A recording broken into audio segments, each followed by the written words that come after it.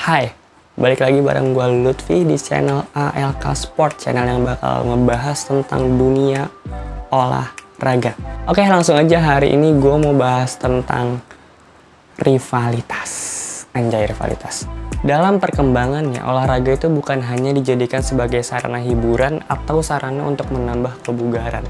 Tapi dalam perkembangannya, olahraga itu makin kesini makin dijadikan sebagai bahan untuk persaingan rivalitas dari para pelaku olahraganya. Oke, kali ini gue mau bahas tentang rivalitas atlet yang paling panas sepanjang sejarah olahraga dunia.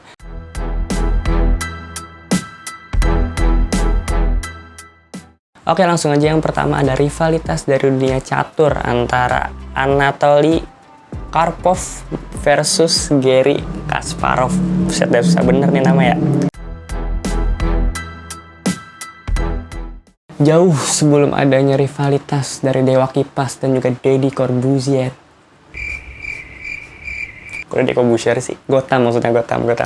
Jauh sebelum adanya rivalitas dari kedua pecatur itu, ada rivalitas sengit antara kedua pecatur Uni Soviet, yaitu Anatoly Karpov dan Garry Kasparov. Karpov menjadi lawan tangguh bagi Kasparov sampai akhir tahun 1990-an, di mana Kasparov itu memiliki ILO rating 2804, sedangkan Karpov memiliki ILO rating itu 2780, dan keduanya menjadi pecatur paling tangguh di muka bumi pada masanya. Keduanya itu 5 kali bertemu dalam duel pertandingan catur, di mana pada pertandingan tahun 1984 disebut-sebut sebagai pertandingan mereka paling panas dan bahkan mencuri perhatian dunia. Pada pertandingan tahun 1984 itu, FIDE atau Federasi Catur Internasional menetapkan bahwa pecatur yang sukses meraih 6 poin terlebih dahulu dialah yang menjadi pemenangnya.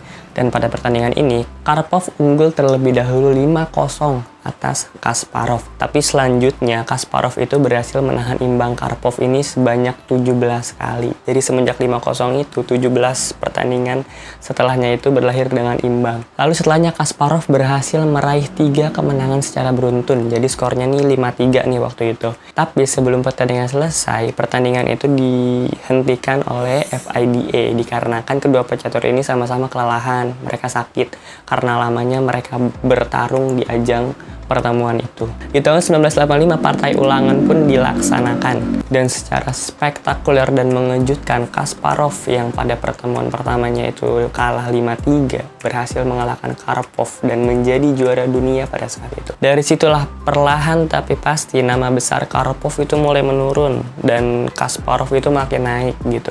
Jadi ya itu guys, sebelum adanya rivalitas dari Dewa Kipas dan Dewa 19, sudah ada duluan rivalitas dari kedua pecatur Uni Soviet ini. Oke, next, rivalitas terpanas yang kedua. Ada rivalitasnya Magic Johnson melawan Larry Bird. Rivalitas Magic Johnson versus Larry Bird dimulai pada tahun 1979. Pada saat itu mereka ketemu di ajang pertandingan basket antar universitas. Johnson yang bermain di Michigan State berhasil mengalahkan Larry Bird yang bermain di Indiana State. Rivalitas keduanya berlanjut saat mereka sama-sama bermain di NBA, di mana Magic Johnson bermain untuk klub Los Angeles Lakers, sementara Larry Bird bermain untuk Boston Celtics. Keduanya pernah saling bertemu di final NBA itu sebanyak 3 kali, di mana pada tahun 1984 di final NBA itu berhasil dimenangin sama Larry Bird, sedangkan pada tahun 1985 sama 1987 Johnson yang menang. Rivalitas mereka ini bukan hanya mewakili klubnya aja ya, Lakers sama Celtics, tapi juga sampai keluar-luar gitu. Persaingan mereka ini sampai menginterpretasikan kaum glamornya Hollywood, Los Angeles, dan juga kaum buruh atau pekerja dari Boston. Serta rivalitas mereka pun merembet gitu antara ras kulit hitam dan kulit putih. Wow, ini epic sih, persaingan rivalitas di lapangan sampai ke ras. Epic banget. Oke, next. Ada rivalitasnya antara Muhammad Ali dan Joe Frazier. Keduanya ini sama-sama petinju legendaris dunia. Mereka itu sepanjang sejarah itu 3 kali bertemu dan banyak digadang-gadang pertandingan mereka itu sebagai pertandingan terbesar sepanjang sejarah tinju. Duel pertama itu terjadi di Madison Square Garden, New York pada tanggal 3 Agustus 1971. Itu diberi label Fight of the Century. Dan pertandingan itu berhasil dimenangi oleh Frazier. Dan itu juga pertandingan yang menjadi awal kekalahan bagi Ali. Jadi awal mula persaingan mereka itu semenjak pertandingan itu gitu. Dimana selain mereka sebelumnya juga banyak prestasi yang diraih, tapi di pertandingan itu Frazier bisa ngalahin Ali dan Ali itu mengalami kekalahan pertamanya sepanjang karir profesionalnya pada saat itu. Jadi ya ibaratnya banyak pengamat yang benar-benar mempertimbangkan Frazier gitu, dimana ini cuma dia doang bisa ngalahin Ali nih. Jadi semenjak saat itu rivalitas mereka itu sangat panas. Lalu keduanya kembali bertarung di rematch pada tanggal 28 Januari 1974 di tempat yang sama. Tapi kali ini Ali mampu membalaskan dendamnya di pertemuan pertama. Jadi Ali menang nih ketemuan kedua nih. Lalu pertemuan ketiga itu terjadi di Manila, Filipina, yang mana pertandingan ini bertajuk Trilla in Manila. Ali dinyatakan menang TKO di pertarungan itu setelah pelatih Frazier tidak mengizinkan untuk anak asuhnya bermain kembali. Jadi mereka ini bertarung hampir 15 ronde, di mana pertarungan mereka itu dikabarkan sangat-sangat brutal. Buat yang penasaran pertarungannya gimana bisa searching aja di YouTube. Pertarungan Ali versus Frazier.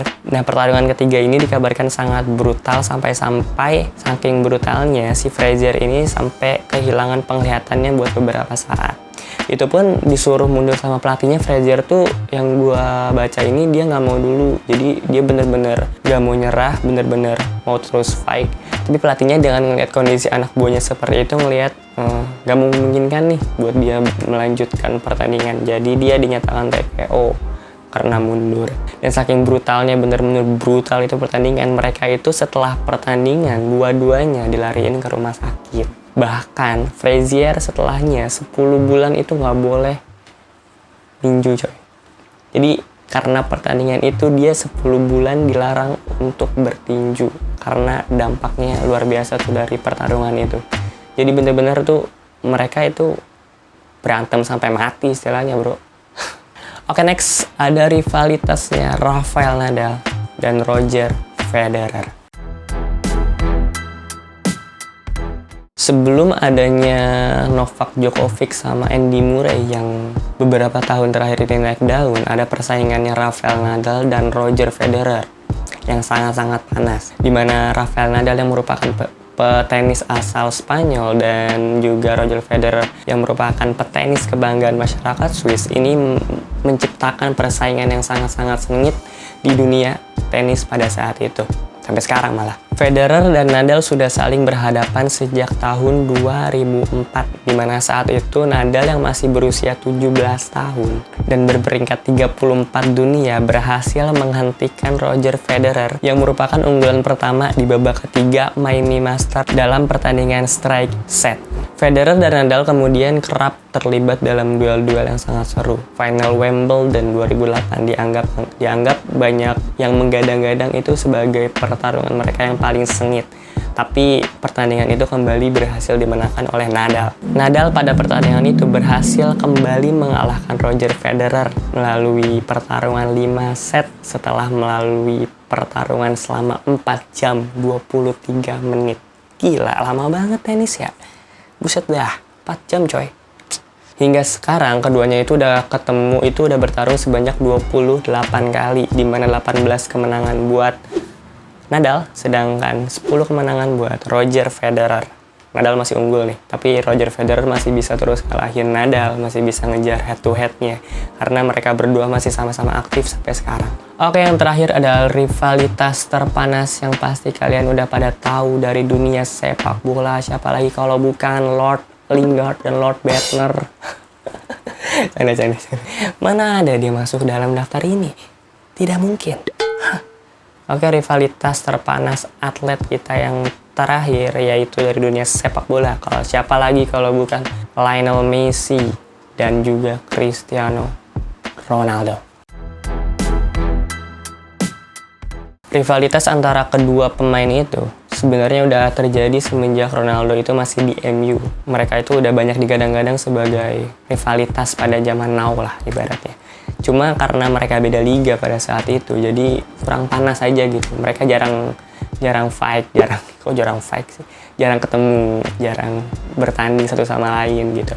Dan rivalitas mereka itu mulai memanas semenjak kepindahan Ronaldo ke Real Madrid pada tahun 2009-2010, di mana saat itu Ronaldo pindah ke Real Madrid dan main di Liga Spanyol yang menuntut mereka untuk akhirnya sering ketemu nih. Rivalitas mereka kian memanas semenjak kepindahan Ronaldo ke Real Madrid itu, di mana mereka berdua sama-sama memperkuat klub paling kuat, salah dua yang paling kuat di dunia, yaitu Real Madrid yang diperkuat Ronaldo dan juga Barcelona Lionel Messi, yang mengharuskan mereka untuk ketemu tuh minimal 2 kali satu musim. Dimana kan kalau liga kan home away, jadi di liga aja mereka minimal ketemu itu bertanding itu 2 kali. Belum lagi kalau misalkan ada event di Liga Champions atau Copa del Rey yang mempertemukan mereka. Ditambah lagi dari segi prestasi pun persaingan mereka gila-gilaan coy, bukan di lapangan doang gitu. Dan maksudnya pembuktian mereka sebagai pemain terbaik pun luar biasa. Dari segi hasilnya pun prestasinya mereka kejar-kejaran. Liga Champions, pemain terbaik dunia, top scorer kompetisi, pemain terbaik kompetisi Liga Spanyol, Copa del Rey, semuanya mereka bergantian memenangkannya dan saling banyak-banyakan coy. Tapi sayangnya ada satu nih yang belum mereka raih gitu. Itu mereka belum pernah dapat juara Piala Dunia bersama negaranya masing-masing. Bahkan Messi lebih parah. Dia itu semenjak promosi ke tim senior, main di tim senior, dia itu nggak pernah satu kali pun mempersembahkan gelar juara buat tim Argentina senior. Dimana dia itu cuma bisa juara itu di timnas usia. Yaitu dia itu pernah juara di Olimpiade dan juga Piala Dunia U20. Ronaldo mendingan, dimana dia pernah juara Euro 2016 sama Portugal. Jadi benar-benar sampai sekarang pun banyak fans yang benar-benar memperdebatkan who is the God, siapa yang terbaik gitu. Oke, itu aja untuk kali ini, pembahasan kita kali ini tentang rivalitas terpanas di dunia olahraga sepanjang sejarah. Buat kalian yang punya pendapat atau mungkin kayaknya ini yang terbaik nih gitu, komen di bawah siapa yang terbaik dari pembahasan kita tadi, beberapa tadi. Oke, itu aja buat video kali ini. Gue harap lu semua suka. Kalau ada komentar, kritik, saran bisa kalian masukin di kolom komentar, karena gue butuh banget itu untuk gue bisa bikin video-video yang lebih baik untuk kedepannya. Karena ini gue masih newbie ya, masih banyak harus belajar. Mungkin teman-teman punya saran atau gimana, bisa ketik di kolom komentar biar gue bisa berkembang untuk lebih baik lagi. Oke, itu aja. Mohon maaf bila ada kesalahan. Semoga kalian suka. See you next time. Stay sporty.